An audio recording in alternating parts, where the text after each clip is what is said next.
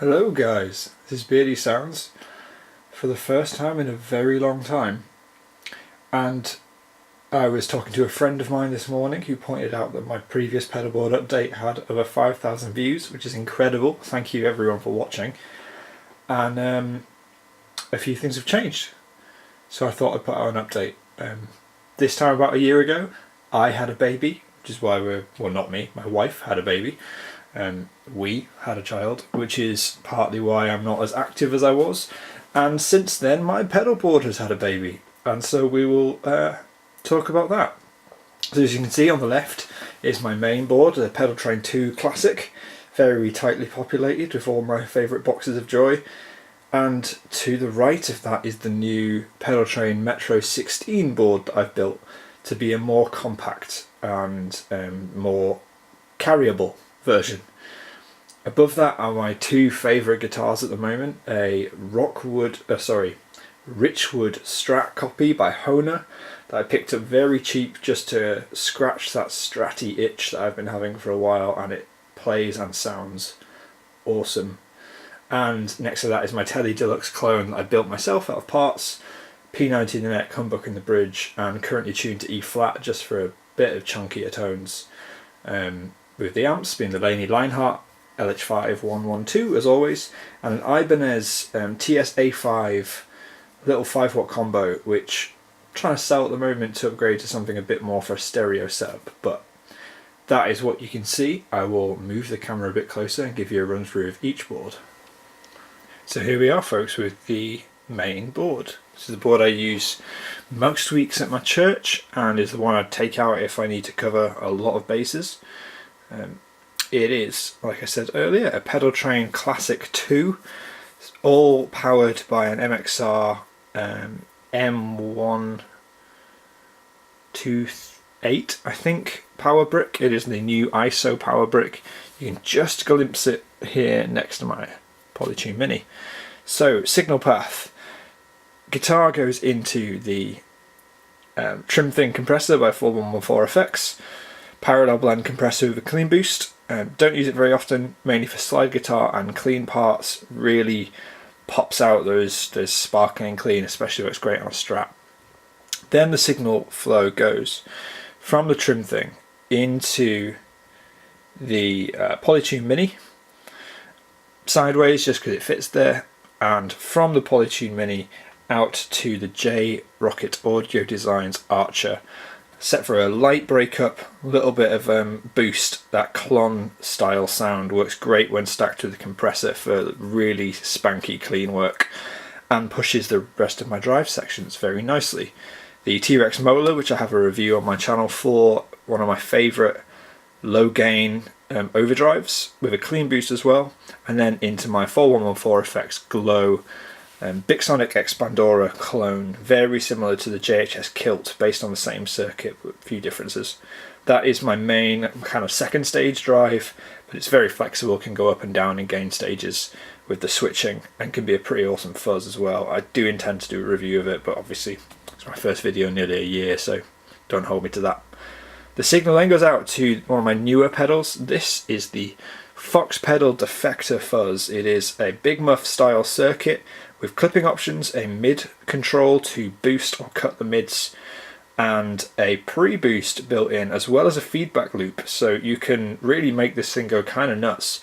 It is my third stage or high gain option, and it works just great. I'm really surprised. I never thought I'd like a Big Muff circuit, and I've never been that keen on gelling with a fuzz pedal before, but it took the place of my Angry Charlie version 4, just because its bass tone is really muscular and aggressive, and it just sings. It sounds really good, and the boost is great. You can use it standalone, you can use it to push the fuzz, or you can use it standalone to boost after the rest of my drives for solo boosts.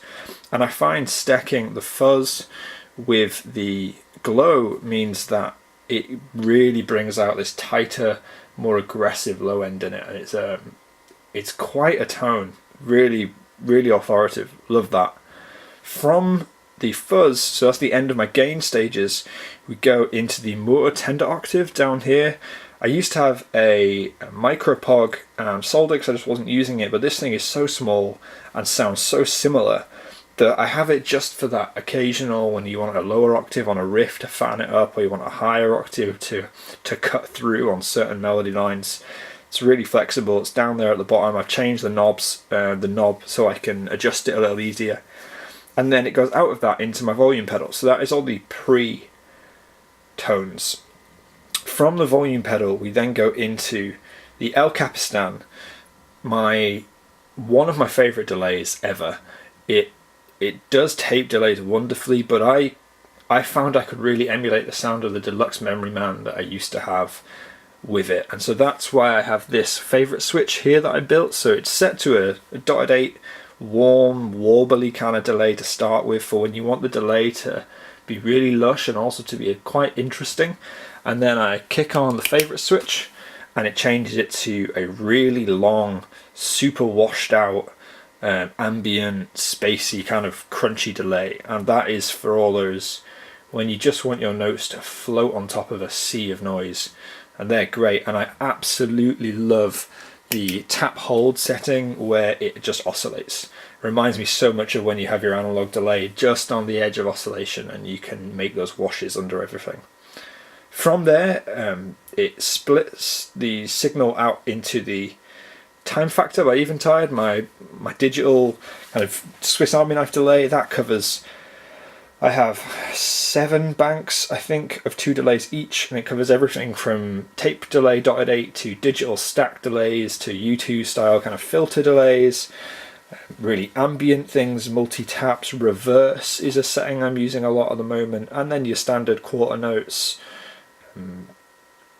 Just pretty much everything. It has a looper in there, and I even made a setting for a freeze effect where it's 100% wet but a super short delay, and if I hit, oops, sorry, that was my phone going off. If I hit this aux switch I've built here, there's a tap tempo and a repeat, and the repeat just freezes the dry and freezes the wet, and obviously being 100% wet, it freezes the whole sound. The sound from the delays is then fed into the Red Mountain Tremolo by Swindler Effects, which I used to have a Mobius and I found I only used the tremolo effects on it, so I decided to sell that and with the money buy the Red Mountain and to invest in a few other things. So the Red Mountain is a really great analog tremolo with a digital brain. It's kind of similar to the Chase Bliss stuff. It is stereo, but I'm running everything in mono at the moment. Hopefully that'll change. And it has tap tempo, it has a ramp function that speeds up and slows down as you hold, so it's great for kind of faux Leslie effects and flutters. If I hold the on-off switch, you see that red light engages, which is a preset, which for me is a hard tremolo, and the normal sound is just a standard soft kind of sine wave tremolo. I do kind of miss the harmonic tremolo on the Mobius, but yeah, maybe I'll fiddle with that later. In here, hiding, I don't know if you can see that, is Darth Vader. Gotta have someone on there to protect your board. And then everything runs into the Big Sky, which is all my reverb settings. And this down here is a aux switch I built for that to go up and down banks. And this cycles the presets, or it does when it works. It seems to be a little bit glitchy today, but I'll fix that. And then on the left of that, obviously, is the trusty RC3 for my looping. That is the main board. It does everything I need it to. Any questions, just ask. It's the Boss low impedance stereo volume pedal with the aim that I can split stereo after the L cap, run through the time factor, through the tremolo, through the Big Sky, and then exit stereo from the RC3 when I get a second amp that will allow me to run consistent stereo. That's the aim. And now on to the mini board. And here we are at the Metro 16. This is a mini board I built with a little bit of extra cash I had, and by selling things like my Mobius and JHS Angry Charlie, and trading and some other bits and bobs I had lying around. So this is the intention that if I am singing and playing, or if I just need to grab and go, and also to be a baseboard, it covers pretty much everything I need. It may look complicated, let me talk you through it. So the signal comes in at the Joyo rated boost, which is I believe an RC booster by Exotic clone. I use it with the EQ and the drive and the volume to kind of balance to get a fairly aggressive clean sound, so that regardless of what amp I use, I can tailor my sound at the start of the chain so I know the effects will respond to it in a certain way. Or I can just leave it off. It buffers the signal when it's on, and the EQ on it is pretty powerful, so it's great for just crisping up a humbucker or warming up a Strat or something like that. So that's where the signal goes in. And then it gets a little bit unconventional because it flows from here under the board through to this, which is a Donner Yellowfall analog delay. It's really only there to be a space saver for if I can get hold of a tuner, Polytune Mini, or a chorus pedal, or maybe another dirt like a Mini Tube Screamer or an Archer Klon type pedal. At the moment, analog delay set really subtle in front of my drives just because it's a little bit interesting to do that. And I watched a video on it by Pete Thorne about kind of classic delay sounds, and that was one way of getting some. So it's kind of interesting, but it's not going to be there for long. So that's the Donner, and then the signal flows into the RTAC by Little Bear. It is a Rat pedal, kind of a Rat clone with 3 modes. My friend Aidan at Denver Guitar Studios and I modified this pedal. So this is the bypass for the pedal, and this is the bypass for a pure clean boost set before the pedal, with a control knob in the battery compartment. So it's set for a fairly hefty clean boost at the moment. They work independently and it really hammers the Rat. I have the Rat set for a kind of medium gain, crunchy sound in the turbo mode, according to it. We had to move the switch, so the writing is a bit funny and the switch is here, but in the turbo mode it's the most open, the most crunchy, the least saturated, and pushing it really brings out those kind of ratty characters. And then the signal comes into this, the 4114 Hotcakes, which is a hotcake clone called the Warm Muffin. It's a mini Crowther hotcake clone. Really interesting vintage style overdrive. It's got some weird kind of fuzzy characters at higher gain. It's really responsive and quite bright, boosts the lows quite nicely. I'm not sure if I'll keep it that way, but on a small board, a small overdrive is really nice. And stacking these works surprisingly well, as does boosting the hotcakes with the clean boost built into the Rat. So that's the kind of simple dirt section of this board. Then the signal goes into the Hotone, Hot One, however you want to say it. I think it's Hotone or Hot Tone Soul Press. This is a multifunction pedal. It has blue LEDs, as you can see on my hands, and it's set for a volume pedal for me, but it has a small switch on the side here that allows you to switch it to a wah if you wish, and an expression pedal. So I have it set for volume, and clipped on here, because I have no tuner, is a tiny, that won't focus because I've set this to manual focus, but here is a tiny Fender clip-on tuner for whichever instrument I am playing. Now just to refocus everything. There we go. So that lives there so that I don't lose it and don't ever leave the house with a board with no tuner. That then feeds into the Strymon Dig. I traded an L cap for this a while back, and I wasn't sure about it, but the more I get into it, the more I realise it's really such a flexible pedal, and the stacked delays is like the thing I love on my Time Factor. Being able to have a quarter and a dotted 8 going at the same time to make rhythmic playing fuller is really cool. And obviously the tap tempo works great. You have all of your mix knobs and things. It's still really bright. It has a tone control which I've rolled all the way off, and it's still a really bright delay, so it's not going to get you faux analog or anything kind of warm, but it's really fun. And the modulation settings on it are great. I have a favourite switch here to set it to a really washy, really 80s delay for long stuff and for swells. It's great. That then flows into the Strymon Flint, which is everything you need for reverb and tremolo.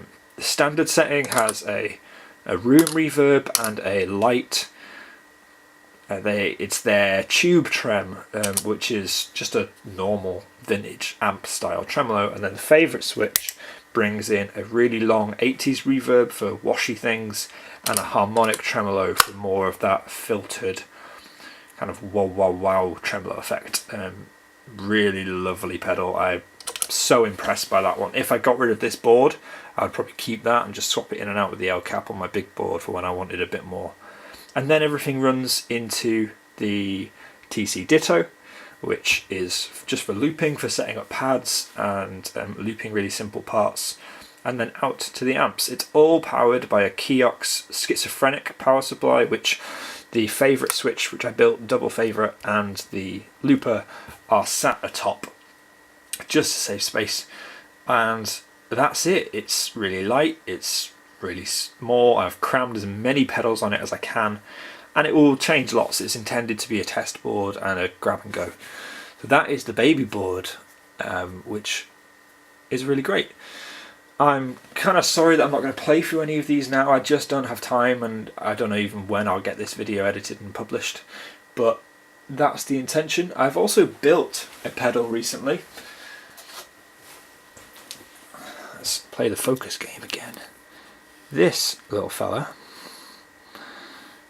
is a there